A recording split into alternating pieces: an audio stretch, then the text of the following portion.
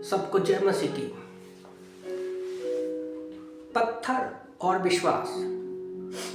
प्रभु का वचन कहता है, पहला पत्रस अध्याय 2 वचन 6, 7 और 8 में, first Peter chapter 2 verse 6, 7 and 8 में लिखा है, इसी कारण पवित्र शास्त्र में भी आया है कि देखो, मैं सिय्योन में कोने के सिरे का चुना हुआ एक बहुमूल्य पत्थर धरता हूँ, और जो कोई उस पर विश्वास करेगा वह किसी रीति से लज्जित ना होगा।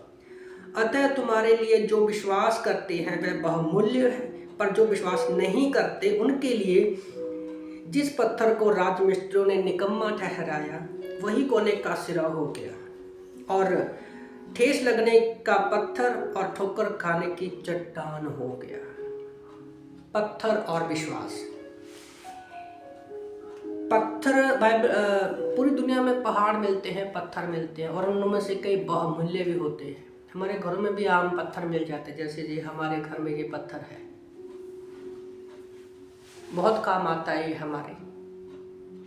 पर ये पत्थर पत्थर ही है, क्या कर सकता है ये? या तो हम इसको यूज़ करेंगे, हमारे काम आ सकता है। हम लोग इसको चारपाई के एक जो उसके पैर था ना वो थोड़ा छोटा था, तो उसके नीचे रखते थे, हम इसका ये काम करते हैं। और काफ़ी चीज़ें ठोकने के लिए, कुछ चीज़ें जब तोड़ने के लिए हम इसका इस्तेमाल करते हैं। पत्थर तो पत्थर है, और दूसरा हमारा विश्वास है।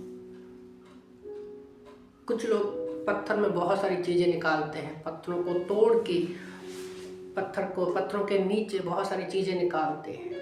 पर आज मैं विश्वास करने वाला हूँ, कुछ आत्मिक जीवन के बारे में बताना चाहता हूँ, विश्वास और पत्थर के बारे में।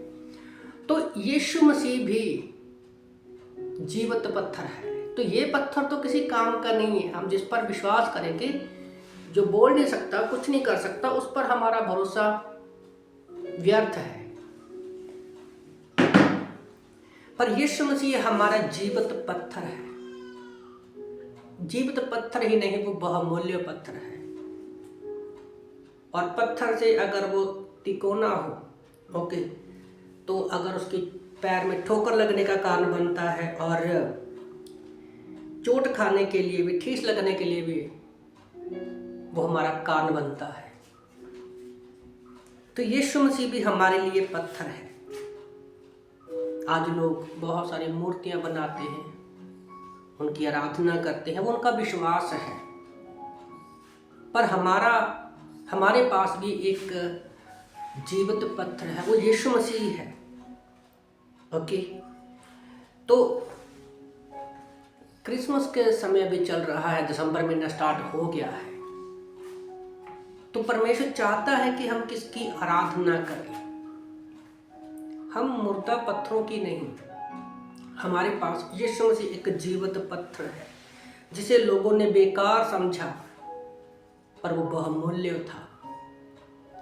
और हमारे पास और विश्वास ये नहीं जो हम आंखों से देखते हैं। इब्रानी की किताब अध्याय 11 वचन 1 में अनदेखी चीजों का विश्वास होता है।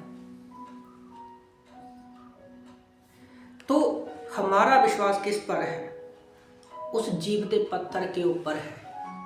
हो सकता है हम पत्थर की मूर्तियों की आराधना कर रहे हैं, हमें ठेस पहुंच सकती है, हमारा उनसे विश्वास टूट सकता है, पर यीशु मसीह हमारा जीवता पत्थर है। बाइबल कहती है ना, वचन 6 में क्या लिखा है कि जो उस पर जीवते पत्थर पर जो बहुमूल्य है, उस पर विश्वास करेगा वो कभी शर्मिंदा नहीं होगा। और हम उन लोगों के लिए एक एग्जाम्पल बन सकते हैं। जिस राजमिस्त्री ने पत्थर को निकम्मा ठहराया, आज यीशु मसीह को लोगों ने निकम्मा ठहराया